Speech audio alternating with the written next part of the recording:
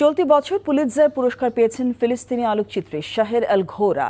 গাজায় ইসরায়েলি ধ্বংসযজ্ঞ ও মানবিক সংকটের ছবি তুলে ব্রেকিং নিউজ বিভাগে তিনি এই পুরস্কার পান। এছাড়া এবছর বিভিন্ন বিভাগে পুলিৎজার জিতেছে রয়টার্স, ওয়াশিংটন পোস্ট এবং নিউ ইয়র্ক টাইমস সহ একাধিক শীর্ষ সংবাদ মাধ্যম। মার্কিন প্রেসিডেন্ট ডোনাল্ড ট্রাম্প কিভাবে সরকারি ক্ষমতা ব্যবহার করে তার রাজনৈতিক শত্রুদের উপর প্রতিহিংসা চরিতার্থ করার চেষ্টা করছেন সেই বিষয়ে ধারাবাহিক অনুসন্ধানী প্রতিবেদনের জন্য রয়টার্সের সাংবাদিকদের এই পুরস্কার দেয়া হয়।